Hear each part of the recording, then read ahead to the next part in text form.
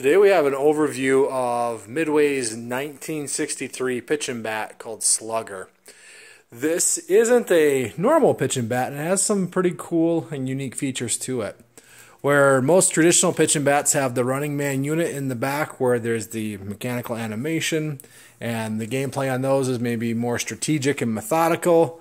On this game, you are going for a high score on runs, and the different targets on the play field give you different values of runs. So no one's hitting singles, doubles, or triples. You're just hitting targets to get runs. So to kind of compare it to a normal pitching bat, that's more strategy. This is more literally just a slugfest and kind of a home run derby style a game. Now some neat features that we can go over. It runs off of either quarters or dimes. If you run quarters in, you can adjust how many credits that'll give you. There's a very small credit unit in there. Right now we're at 11. But if we drop a quarter in, I have it set for 3 for a quarter. And then if you drop a dime in, that's the same as hitting replay. And then on this machine, it's not really labeled here, but the replay is the coin reject for the dime slot. So if we hit this, the game will reset. And your game is over, again, kind of compared to a normal pitching bat. Your game on a normal pitching bat's over after you get 3 outs or all your endings are out. In this game, you get 10 balls. So you get 10 pitches to hit as many runs as possible, and certain targets on the playfield will start to fill up this extra ball. This is just a light animation. So once your 10 balls are done, it will keep counting, but then it will start to decrement your extra balls. And the maximum that you can get on this extra unit is you can get all the way to 10, and that will stay lit, then it'll fill it back up to 9. So your maximum extra balls are 19 with your 10 balls, so maximum game there would be 29 balls. But we just have 2 buttons here for pitch and bat. So this pitches, and then the other button bats.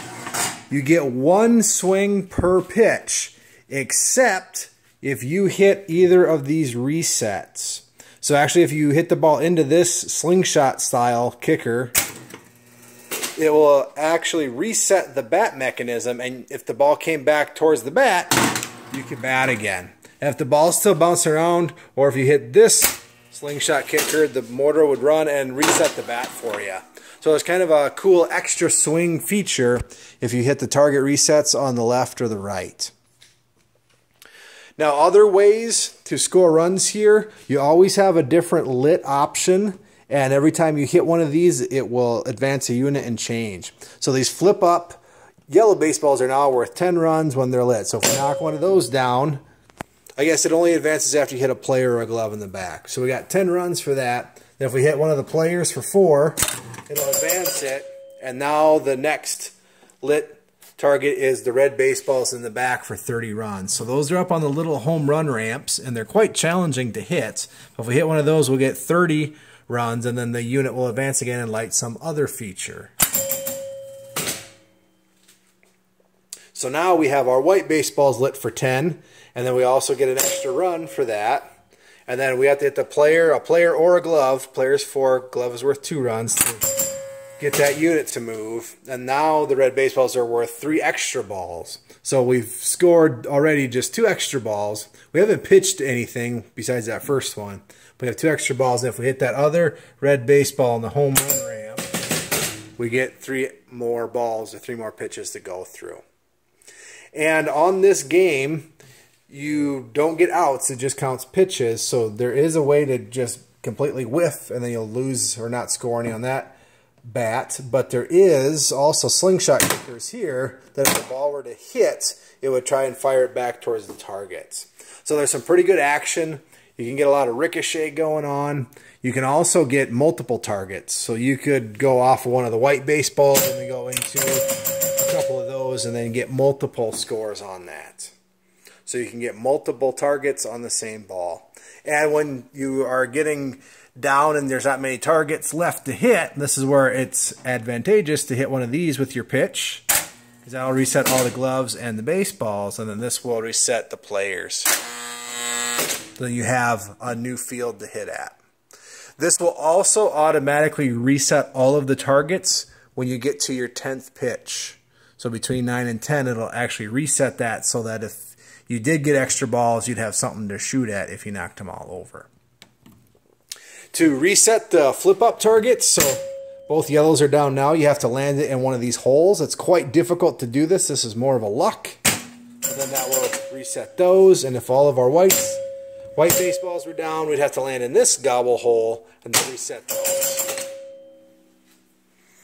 And then on the feature unit that keeps going around, something different is lit every time. So now those are for 3 extra balls, also the 4 runs and resets. And then this will toggle what your red baseballs are doing on your home run ramp. And then there is one position that doesn't come up often where both of these are lit, and then you really want to try and get a red baseball for 30 runs and 3 extra balls. So then the game would be over once we pitch 10 more times, and then each pitch this will keep going up. You can keep earning extra balls as you go though, so you can keep filling this up as you score runs. Then you can get extra or replays once you get past 100, and those are adjustable in the back. So other things, it's just a normal pitch motor. It just pitches one single pitch. There's no option, there's no mixer unit that changes what it's doing. And then the bat is controlled by a motor, so it'll swing, and then there's actually a motor that I've never seen a Midway before, but it seems pretty unique where it resets it. That's also how the motor can reset the bat in mid-swing, because after you swing once, this isn't going to allow you to swing again until the score motor runs. And hitting these is what makes the score motor run. You can probably hear it. So now the bat is in the reset position again, and then I should have been able to swing there.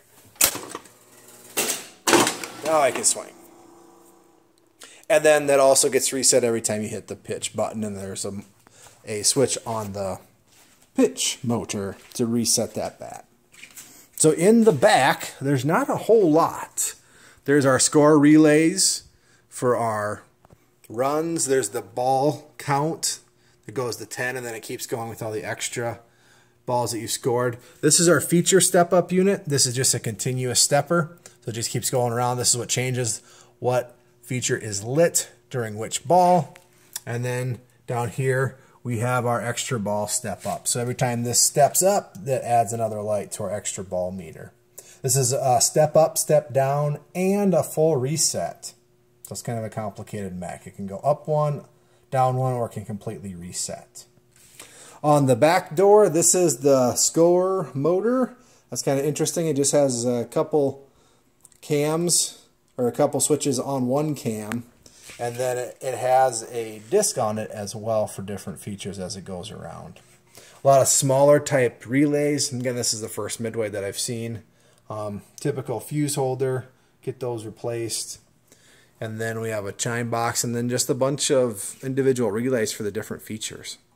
So in terms of pitch and bats, it's actually quite simple in the back box. Everything is in this back box. There are no mechanics on the bottom underneath the play field, where Williams usually put most of their mechanics instead of the back door.